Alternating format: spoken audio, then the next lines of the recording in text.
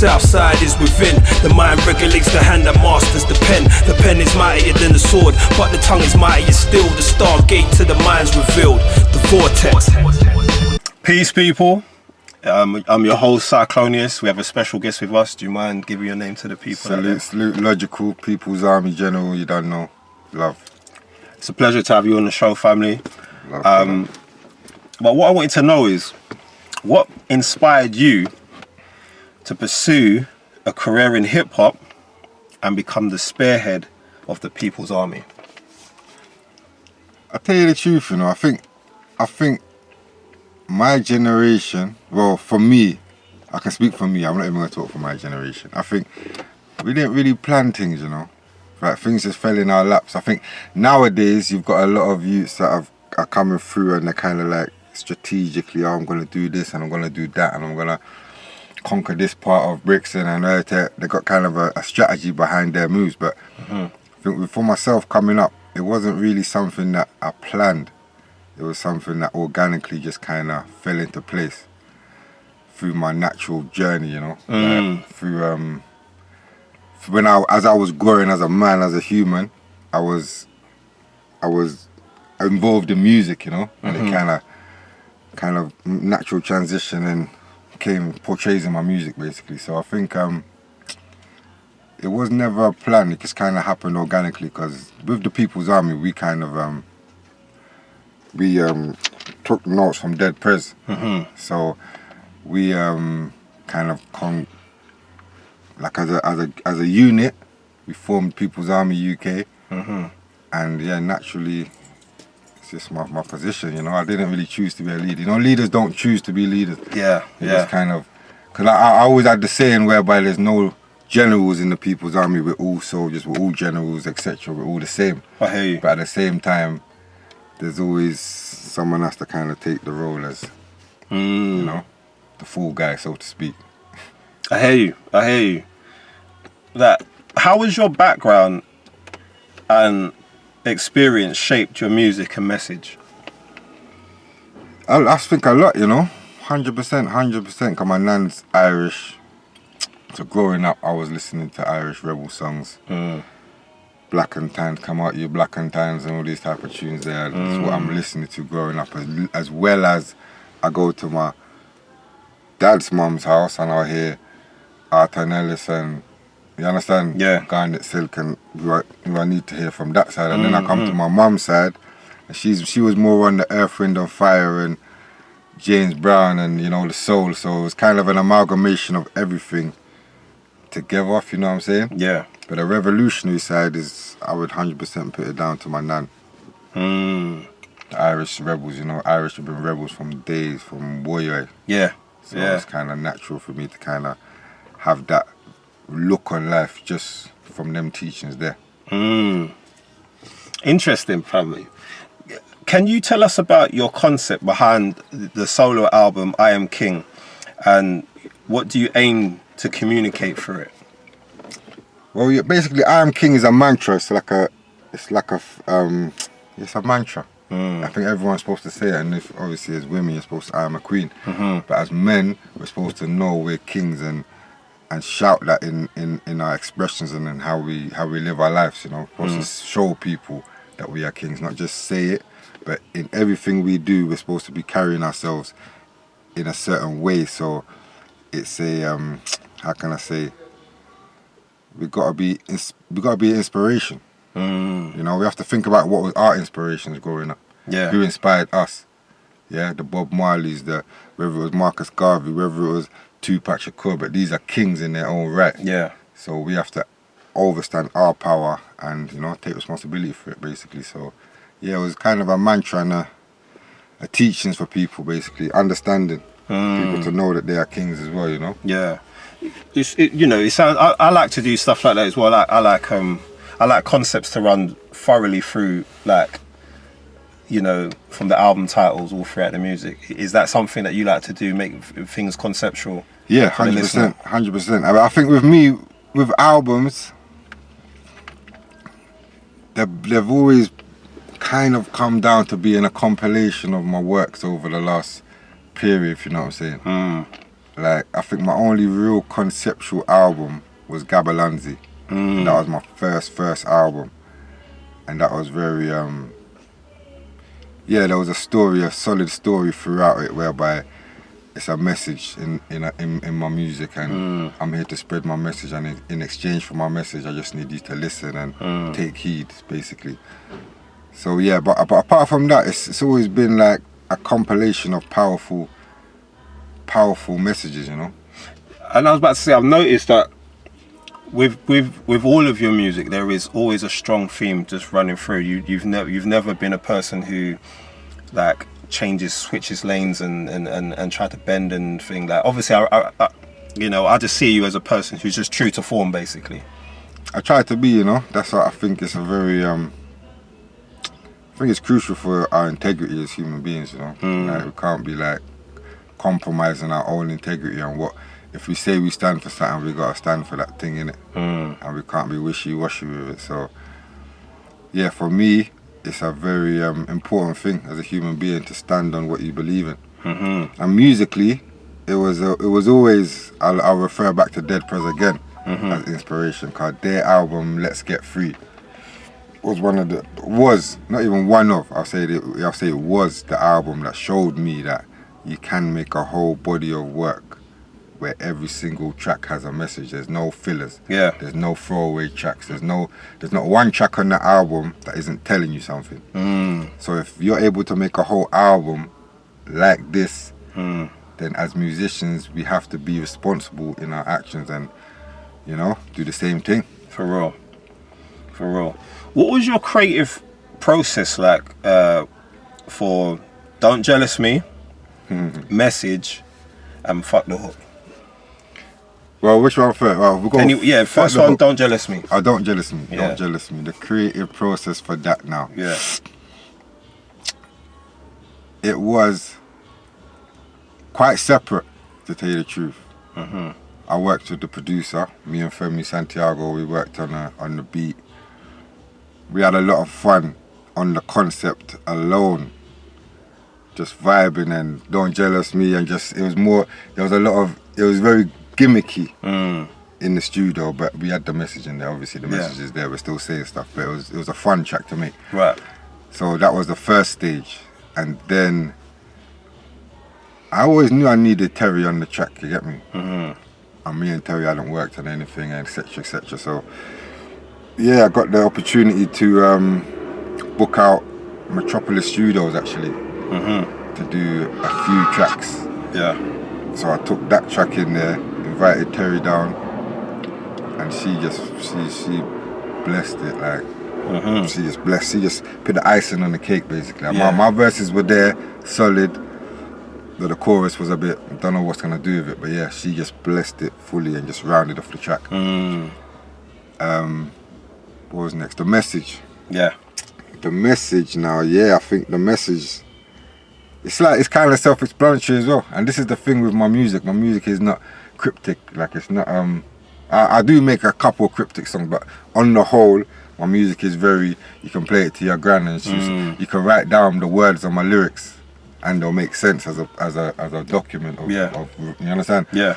So even with the message, from the chorus, we got the message. They don't really know about the message. But then they came to bring a message.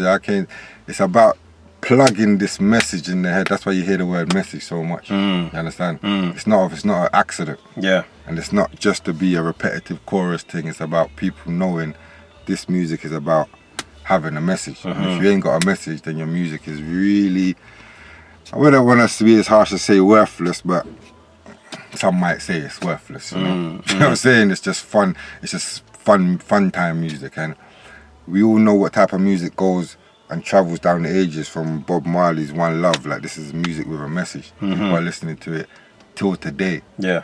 You understand? You can go back to Change Is Gonna Come by Sam Cooke.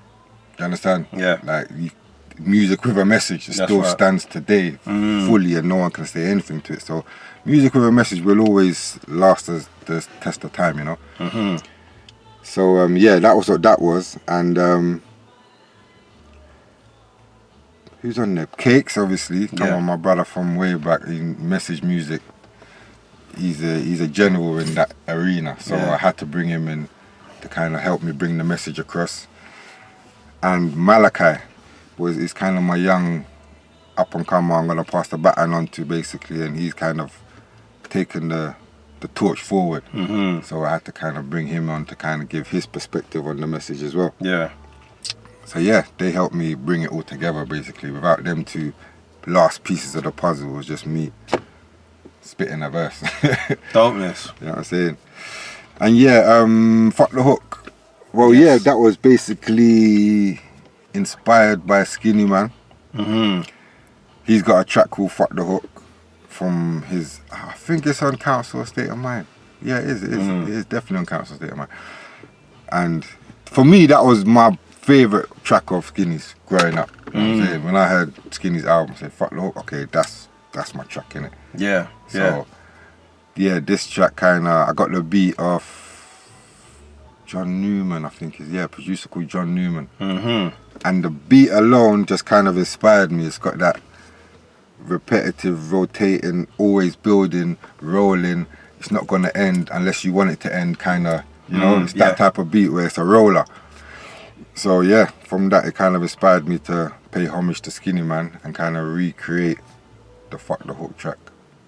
See, that, to me, that's dope. And I see you have a knack for bringing a lot of people together. I'm talking about artist-wise as well. You know, and that's something that's dope. And you know, there's a lot of people that that don't understand or know, of the pioneers. So in order to get that blessing, that cosign, because I see him in the video too. Yeah, of course. He come to that's dope, man.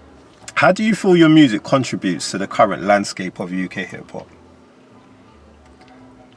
I think my music, I feel is kind of crucial. I wouldn't even say my music, I'll say our music. Anyone with a message in their music, it's crucial that it's around in this day and age where there's a whole heap of foolishness being pushed over the airways, the balance. Without, like it's life, innit? Without the good, there's too much bad. That's right. And I'm not saying certain music is bad, but there's certain frequencies being pushed out by certain genres of music, and it's monopolizing the game. It's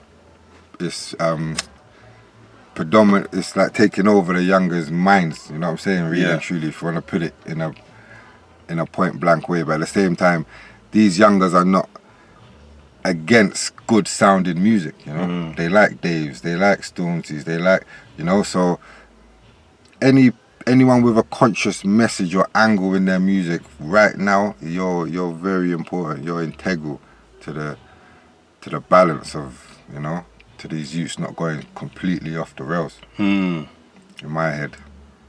Because music is a powerful thing, man. We're all influenced by music. Definitely. It shapes our energy, it shapes our days. We wake up in the morning, we put on a certain tune and boom. Or if we put on this other tune, we're going to have road rage that day, you understand? So, yeah. Like, we can't blame music, but we have to be clever enough, smart enough to know that we're animals. Like, we're shaped by our environment. We evolve. What's around us, we adapt. So if this is all that's around us, we're gonna adapt to it. So it's integral that there's good music around. So people can make the choices for themselves. Yeah, man. I believe that the youths are tapped in too, man, and and it does affect us. Energy is one of those things that 100%. That does that. But what challenges do you think maybe that UK hip hop artists faced in gaining recognition and success? Well, I think the main challenge for most artists, well, predominantly in the UK hip hop scene, because that's where I'm coming from. But it's PR, It's the ability to promote yourself, it's the ability and the knowledge and the know-how of how to promote yourself and put yourself in certain spaces so your music can be heard by a certain demographic. Because you could be the greatest rapper in the world in your bedroom, but if you're not able to get your message out to the masses, then yeah, H is gonna take the top spot. You understand? RD is gonna get the listeners because his music is being pumped to the masses. That's right. So it's always been a downfall of UK hip hop.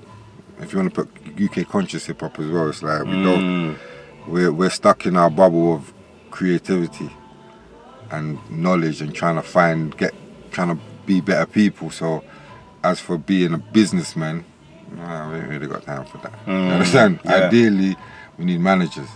Like coming up myself I was very anti-managers, anti-labels and anti-establishments in general, you understand? Yeah. Anti-corporations, I was anti. Yeah. So I done a lot of stuff myself. But hindsight now, I would definitely recommend any creatives to have a manager. And I would also recommend if that manager can be your brethren. Right. I'm not saying they have to be your brethren, but if they can be your brethren, i.e. you've got a brethren who is knowledgeable and can actually manage you. Not just your brethren who wants to manage you, forget that guy. Yeah. Because worst case, go and get a guy from out there who can manage you. But ideally, you get a situation where like Stormzy and Flips. Right. Like Stormzy and Flips, both of them used to rap together. You see them in cyphers rapping together. And I don't know their full story, but I don't know when it actually happened, but there was obviously a day when they sat down and said, hold on, you rap and I'm gonna manage you. Yeah.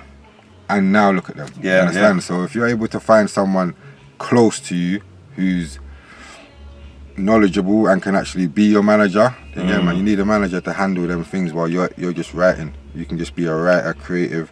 You don't have to think about Instagram posts. You don't have to think about PRS, PPL, all of that stuff there takes away from actually being a creative. Yeah. And I know that from first-hand experience. Definitely.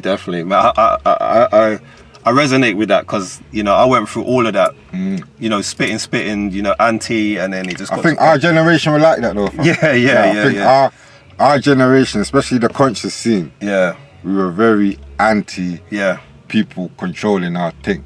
Definitely. I'm controlling my thing. How it's coming out, I'm doing it. Yeah. So I think that was kind of one of our downfall for our generation still. How do you see the future of UK hip hop evolving, and what role do you hope to play in that evolution? Well, the future of UK hip hop, I see it growing, man. It's building. It's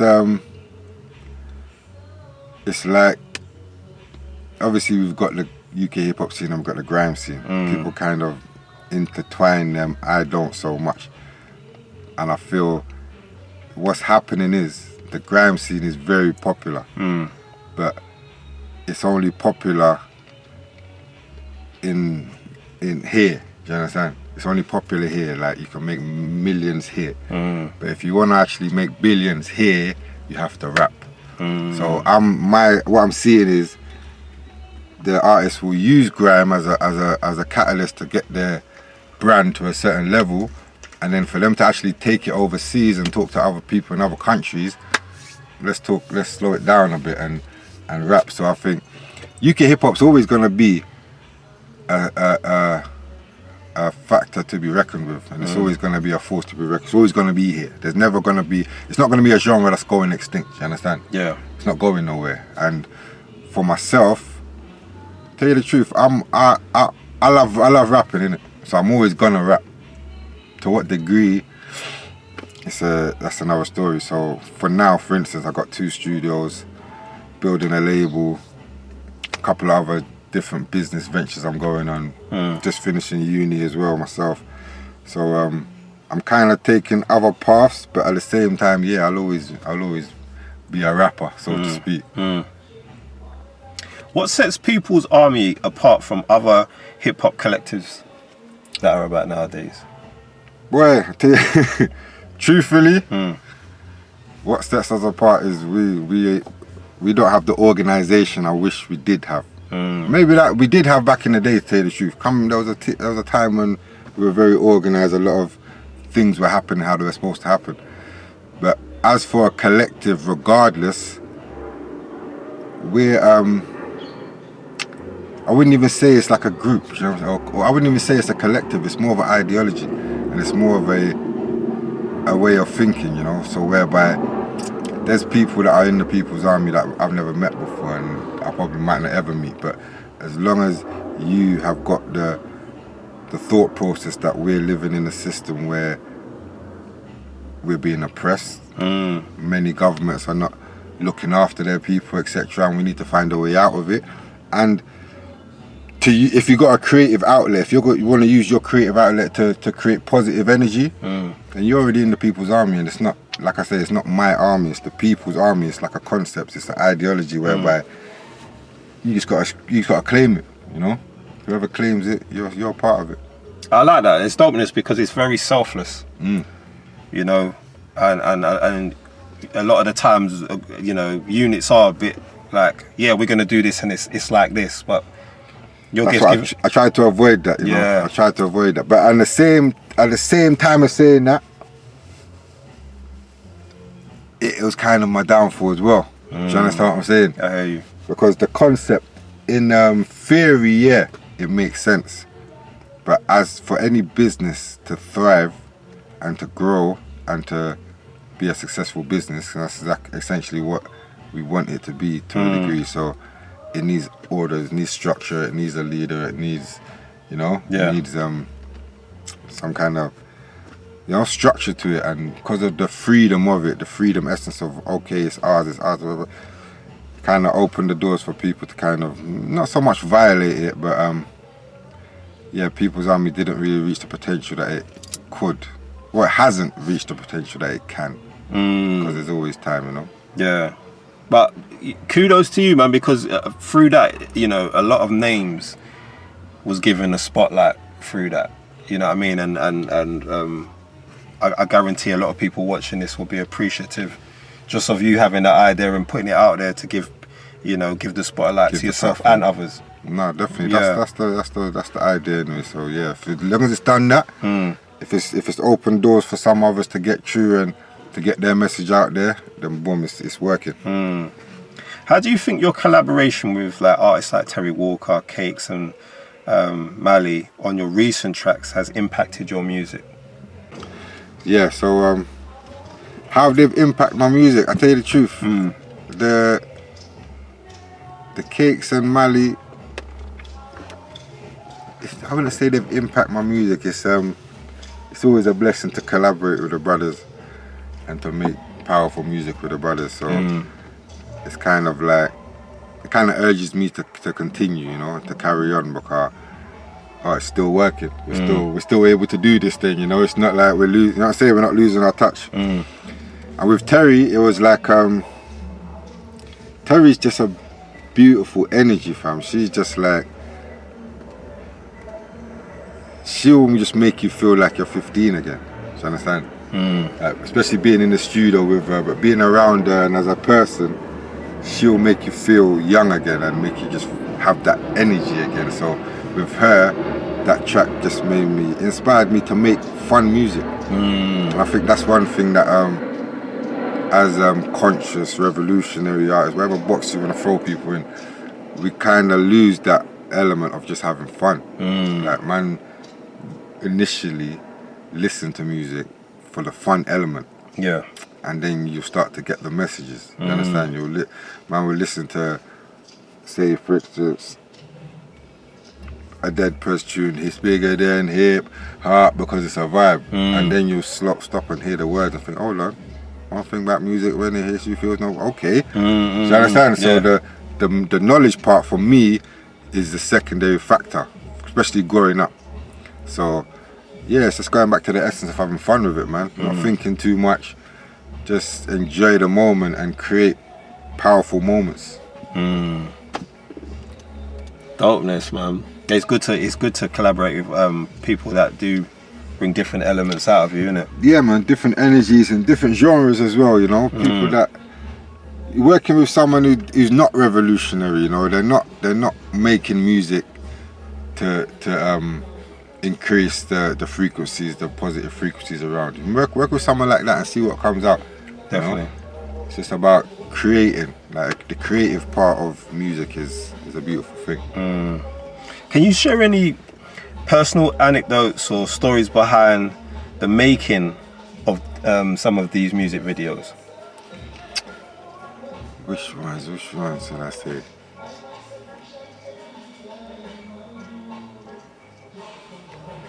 Damn, you know, like so much music videos, fam. You'd have to kind of specify maybe. Maybe one of the three that we've mentioned. Where are we then? Fuck the hook. Yeah, but the hook, the message, and don't jealous me.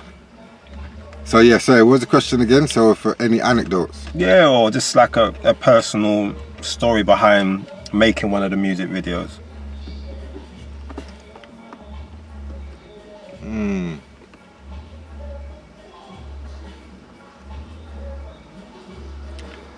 Not sure, you know, my brother. Can I tell you the truth as well? It gets to a point where, like, a lot of my original videos, like say for instance the Global Faction videos, you know, Global, like you tell Global what to do kind of thing. Yeah, he has his own input, but more time it's your direction. So there's a lot more to input to those videos. But I think with a lot of my latest videos, I've just been working with directors and letting them direct, if you know what I'm saying. Okay. So I let them kind of, I have my little ins and outs, what to do, etc, etc. But all in all, you kind of go with the flow. But one track I could say we speak about is probably Spectator. Yeah, so basically Spectator now, that was, well, the track first alone was me discovering and starting to research certain things about the world and things that was going on in life, etc. and wanting to put it down, document it in my own way, so to speak. And them times there I was very inactive, so if you want to say. I wasn't out there doing nothing. I was a spectator looking in, you know. This is what I'm reading and this is what I'm reading. I'm not actually there, but as a spectator looking in, here's my viewpoint. And with the visual, I wanted the visual to just be simple. I didn't want the visual to have any distractions. I didn't want the visual to, like, really, I just wanted the visual to be just a blank screen. Just the words coming up, but then obviously it's not really as impactful, but I wanted people to just take note of the words. So with the visual, I thought, just sit down, take off my top. There's no, you know what I'm saying? People can't say, oh, look at that t-shirt. There's nothing to see apart from my face. You understand? Yeah. And it was highly inspired by a tune called Nothing Compares by Sinead O'Connor. And if you see her video, she has got a couple of shots. She has cut away a bit, but for me, it was the intensity of the shot of her looking directly at you. It was like a conversation. You understand?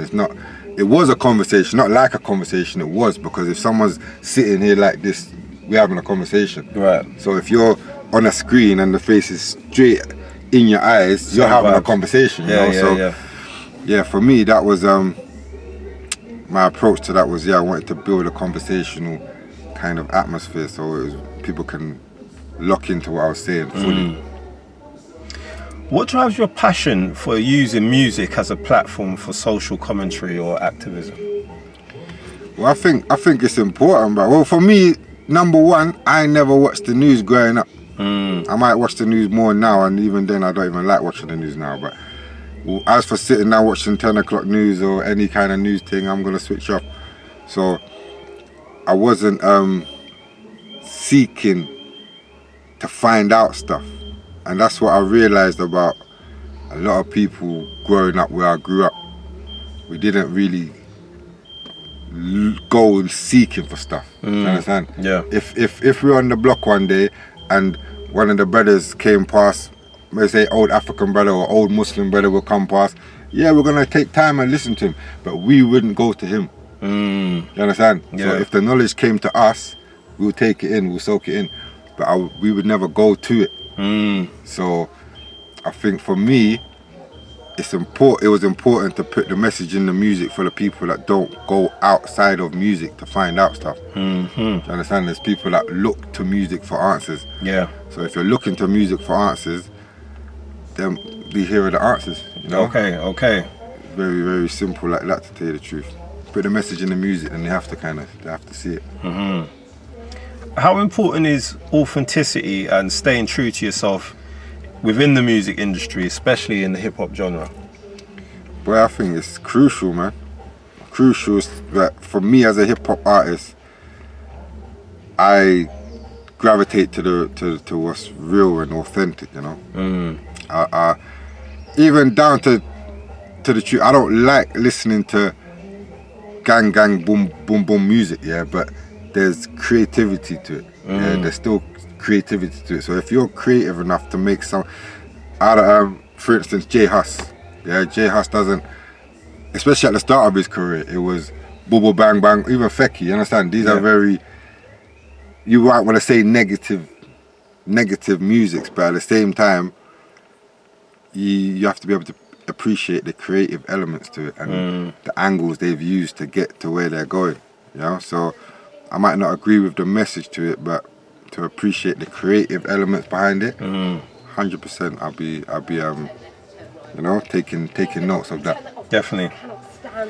What do you hope listeners take away from your music, particularly from your latest album?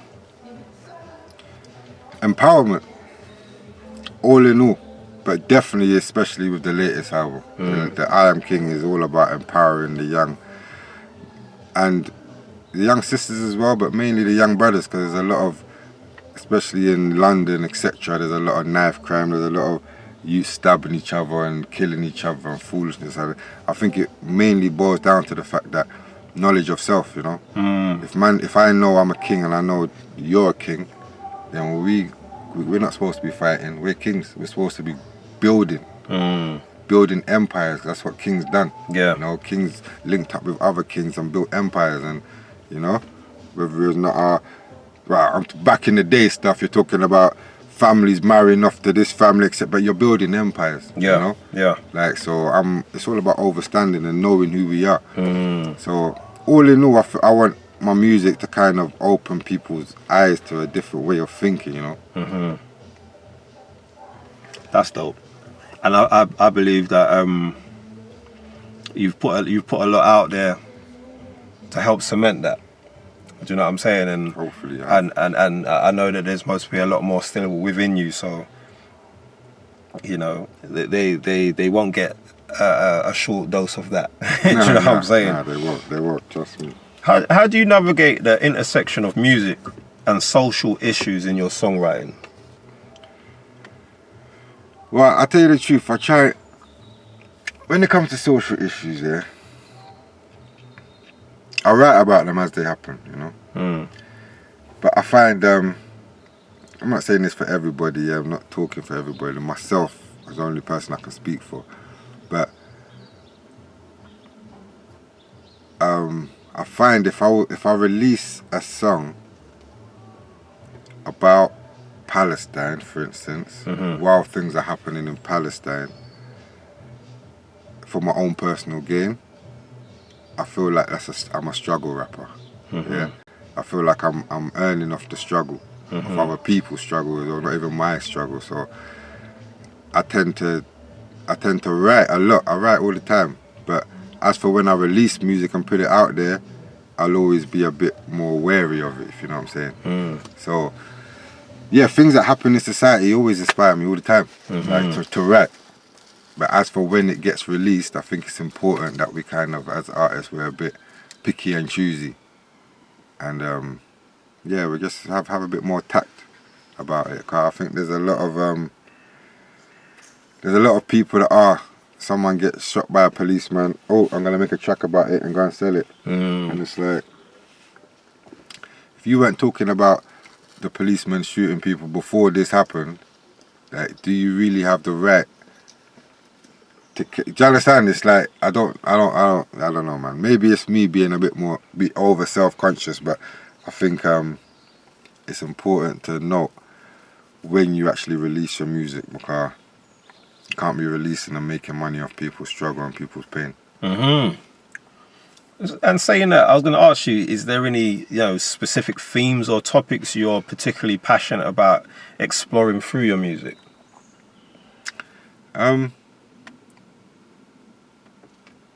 I think I've come a full circle, you know, my brother. There was a time when I think 10 years ago, I might have said, yeah, fuck the Masons, fuck Illuminati, yeah, the Rothschilds, Deba. But I think more so my music now is about empowerment. It's about empowering ourselves. Cause I think that's the most powerful thing we can do. Like trying to downplay or say, oh, the devil's bad.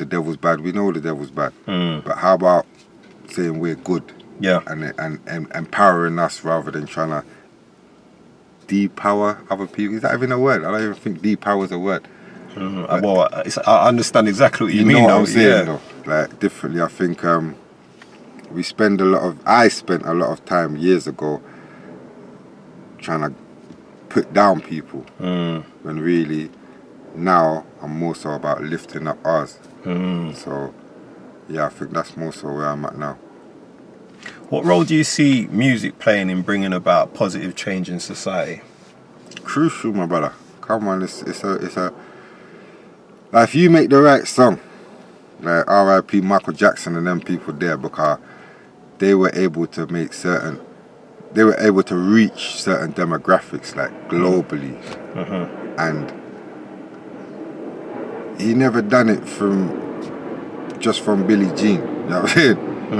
Heal the world, and we can be black and white, and these tunes here, these were powerful, massive statements, and it's not no secret or luck about why it resonated so far. It's because goodness will always overcome evil. You know, so I think with the likes of Michael Jackson, the Bob Marleys, One Love, these tunes, they're gonna be playing them for centuries, fam. Every time you hear it, you're gonna feel happy. You're gonna smile. That's what One Love does. Yeah. You can never play that in the crowd and the crowd start. Even the bad boys at the back. Yeah. Even the bad boys at the back, yeah, they hear One Love, they're gonna be like, oh, what, One Love. Yeah, for real. Do you understand? Yeah. So that's what powerful, positive music can do. It can make a bad boy good. So if we're able to make bad people good via music, yeah, let's use that tool. Definitely. How do you stay motivated and inspired to continue creating music, especially in the faces of challenges? But I think for me, I just love making music, my brother. Like I like that creative process. Like I say, I like writing. I like the outcome at the end. I like playing it to other people and hearing their reactions. And that's regardless of what I'm saying on the track. You understand? Making something that sounds sonically nice, playing it, people what, and it affecting their frequency. So that for me is like my drive to always want to do it, and makes me understand why people do it to they're so old and it doesn't, you know. If you're able to do it, why would you stop? Definitely. It is a bit addictive. That's how I see it. Yeah, it's very addictive. It's addictive taking in the music and obviously passing it back out also. Yeah, you get pheromones from both. From taking, like you say, and you put out good music and people hit you up. Oh, that music, that tune there. You know, people hear it and makes them change their way of thinking. Come on, you can't really. Do you know, saying that, I was going to ask you personally. You see, because for what you do and for what you're saying, and to the stance that you take, how do you feel from the response from your fan base? How do they make you feel? But that's one of my drives, to tell you the truth. One of the reasons why I keep doing it is because I have got a fan base. I got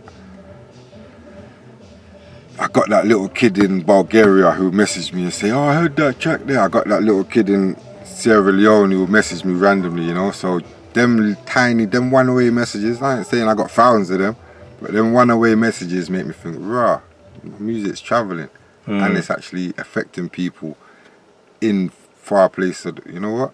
I need to keep doing this. Because you're a man definitely with a message.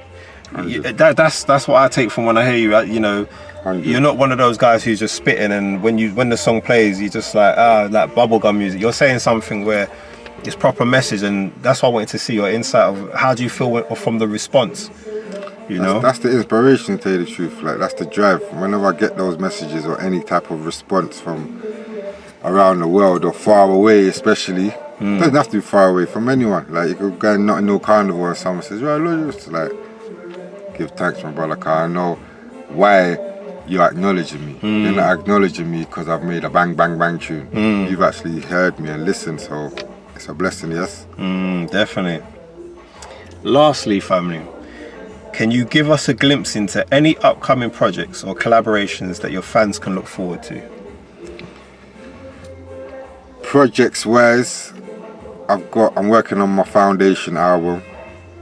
I'm a bit all over the place with it, but it's coming and it will come. It will land as soon as all the foundations are in place, so to speak. I've also got a works I'm doing with an artist called Visaka, vocalist. She's wicked. She's bad. So yeah, we've got a kind of an EP under our belts. We're dropping singles at the moment. So yeah, you'll hear a few singles from me featuring Visaka and a couple of other artists. And yeah, apart from that, I got the studios, Kingship East, Kingship West, should I say, and Kingship South. And I'm just trying to provide a space for creatives to come true, especially the young ones who ain't really got the guidance or the means to produce a tangible product. Come and see me at the Kingship and we can sort something out, you know. So yeah, man, I'm here still, man. Part of the brickwork, I'm part of the spine to this thing here, so you can't go nowhere, you know. No, bro, you're definitely a brick in the structure. Yeah, I don't think I'm allowed to go anywhere. I think if I go, certain buildings will break down. You know what I mean? Yeah. Just, I know if my little structure I built around me, if I go, that will just crumble. So for me to go, I have to proper build the foundation and solidify it. Dopeness, family. Thank you for your time. Love Cyclonious, brother. Much love, man. I know, kid. Love. Blessings. Yeah, man. What's outside is within. The mind regulates the hand that masters the pen. The pen is mightier than the sword, but the tongue is mightier still. The stargate to the mind's revealed. The vortex.